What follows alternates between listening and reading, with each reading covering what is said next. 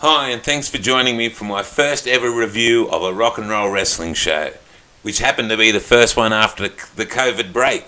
Rock and Roll Wrestling The Return.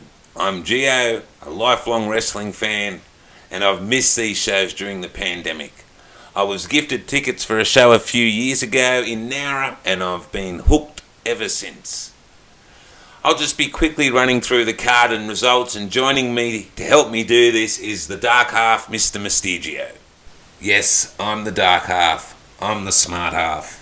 I'm Mr. Mystigio, and I think everyone can learn something from me because basically what I saw from the crowd, I don't think a lot of them had seen chairs before. Oh, well, you've started off well. That was a great crowd. Right into the action, cheering their heroes. And part of the attraction of the whole rock and roll wrestling experience is the crowd. I think you're being very unfair there, Mr. Mystigio. Anyway, I think the only person who wouldn't know what a chair was is you. The way you were carrying on. Anyway, let's get into it. Match 1 for the night was Big Fudge versus a newcomer to rock and roll wrestling, Lee the Man Morrow. The crowd loved Fudge, and with good reason. He gives absolutely everything he has, entertains, and seems to love the crowd as much as they love him. He appeared overmatched and overpowered early on, and the man seemed to be handling him pretty comfortably.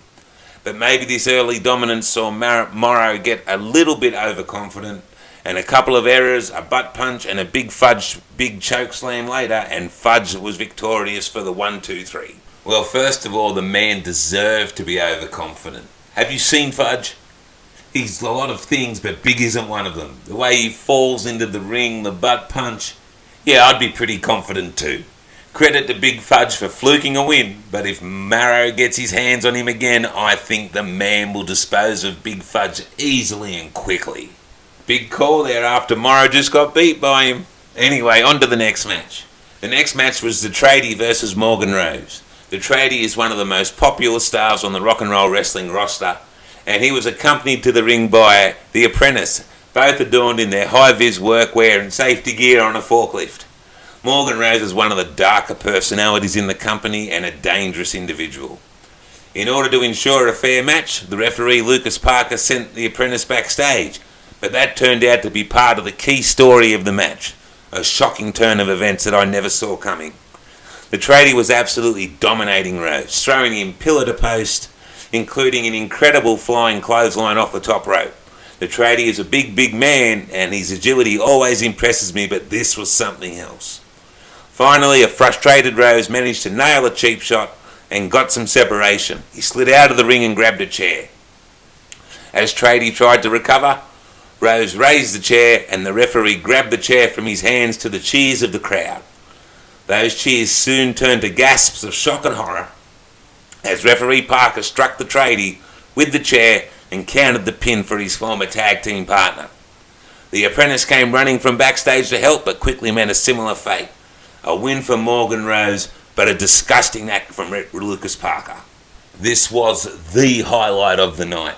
I remember before Parker stepped away from the ring and donned the zebra stripes, he had a little bit of that winner's attitude about him, but this was a new, more vicious Lucas Parker. Some nasty moves, some brutal chair shots, clean and crisp, and he left the Tradie and the Apprentice laying staring at the lights.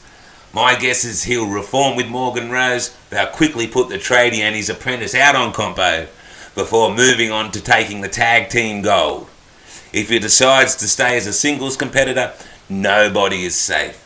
You could see the frustration of being restricted to refereeing being let out at the expense of the crowd's high-vis heroes. Good on you, Lucas. Can't wait to see you back in the squared circle.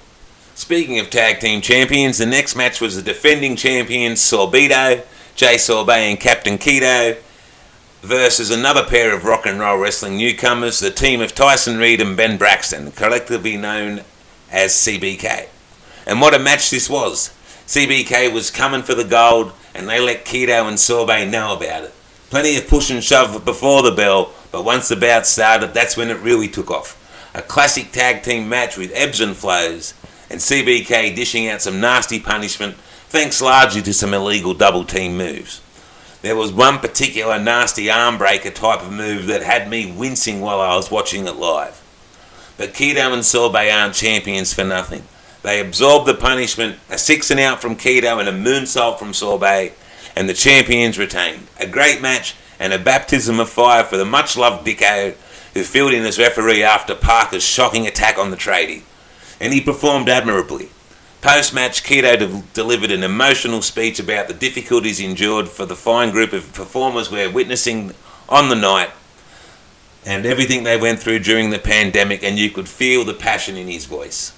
Wow, CBK, what a team. They've got the attitude of champions, a killer moveset, and wherever they go, they will wear gold.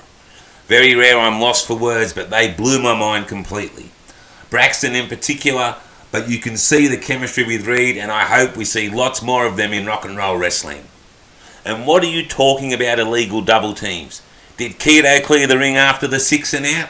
No, he flopped down in the corner while Sorbet came off the top. Dicko shouldn't have counted the pin until Keto was out, or he should have even disqualified them. And don't get too attached to your beloved champions out there. First of all, if CBK face them again, after having met them once and learning their weaknesses, I've got no doubt they'll take the gold. Second of all, if CBK don't get them, Parker and Rose will. Thirdly, let's not forget that Sorbet is the Gold Rush holder, which means he can have a title shot any time he likes. Sure, him and Keto are all pally-wally now, but you can feel the resentment growing. Keto knows that Sorbet can leave him behind any time he likes, and Sorbet knows that single honours mean much more than the tag team gold. One will turn on the other, you mark my words, and when it happens, I'll be there cheering. We had a short intermission then, and then it was time for the number one contenders match, Eric Fisher against former champion Otis. Otis, of course, was accompanied by his manager Alf from Home and Away. Whoa, stop right there. I don't care if you like him or you don't like him, but you will give the legend, the Punisher Wayne Pickford, the respect this icon of the industry deserves. Okay, fine, the Punisher Wayne Pickford. Yes, true, he is a legend in the Australian wrestling community, I'll admit that. But damn, he's a pest. Forever trying to distract Dicko, who's trying to referee, and of course they've had bad blood before, and grabbing Fisher's legs when he's bouncing off the ropes, and just being a general menace. It was all for naught though, as despite dirty trick after dirty trick, Dicko's inability to control Pickford actually cost Otis the match. Otis held Fisher for Pickford to hit him, Fisher escaped Otis's grasp, and Pickford smashed his protege right in the mouth. Fisher was able to hit the Fisherman's Suplex for the win, and thus earned the right to face the champion. He took a lot of punishment, had the distraction of Pickford, and also took some time to console some upset young fans because Otis ripped up their Eric Fisher signs. I've watched his rise through the ranks, and he truly is worthy as a contender for the big belt. Hey, let's settle down with the Eric Fisher love fest. Yeah, the kiddies love him, but kiddies' cheers don't put shoulders on the mat. He was lucky, that's all. I've got better odds of winning Powerball than Fisher does of beating Otis again, who is, in my opinion, still the true king of rock and roll wrestling. I'm sure him and the Punisher are already charting their course back to the top of the mountain. So that brings us to the main event. Who would Eric Fisher fight for the title at the next show? Would it be defending champion Hunter Hayes, or would it be the original greaser, Robbie Zuko?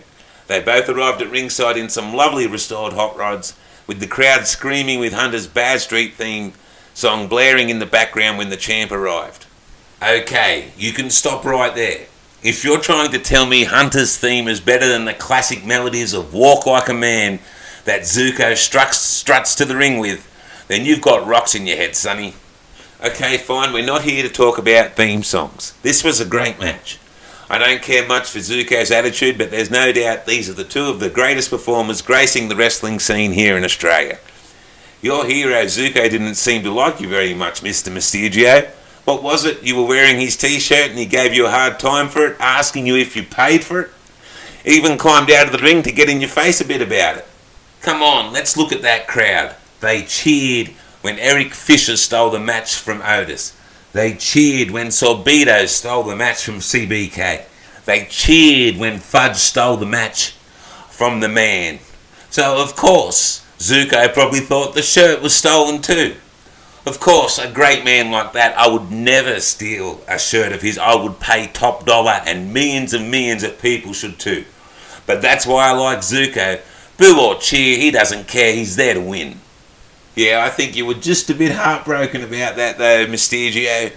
Anyway, on to the match. It was a real heavyweight title match. Hunter gaining the momentum, Zuko turning the tide with a quick poke in the eye or other stunt. But Hunter kept fighting back. He has the true heart of a champion. Zuko had him in all sorts of trouble several times during this encounter.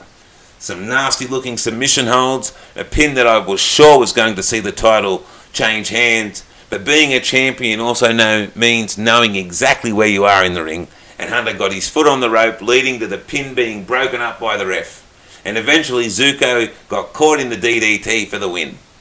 A fantastic main event, and the night ended with Eric Fisher coming to the ring, raising Hunter's hand in victory, and these two will clash very, very soon for that belt.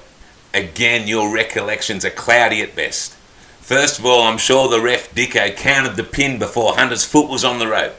Second, there was one submission in particular when Dicko asked Hunter if he quit, and Dicko loudly announces to the crowd that Hunter said no. But I was close enough, and I heard it. I heard Hunter go, "Dicko, Dicko, I quit." And finally, Zuko's foot was on the rope when Dicko's hand came down for the 3 count. But no, all of a sudden Dicko's blind. Zuko was ripped off plain and simple, and if Parker was the ref, we would have a new champion. Well, that's your opinion, and you're entitled to it. I know you've never wrestled in your life, Mr. Mysterio, because if you'd taken a bad bump to the noggin, maybe I could understand some of your logic and recollections a little bit better. But that's the great thing about wrestling, and rock and roll wrestling especially, is that, you can cheer for who you like, you can boo for whoever you like, and the close-up experience rock and roll wrestling gives is like nothing else I've ever experienced before. The atmosphere is electric, and I just think it's a fantastic night for everyone. I've said all I've got to say. Say goodbye to these idiots. Yeah, well, that's the card done now anyway. I hope you enjoyed the review of the show. We'll be at the next one and the one after that, and it sounds like they got lots of exciting things in store for us fans in the future. We hope you enjoyed the video, and if you did, give it a like, a share, a comment, or whatever you like.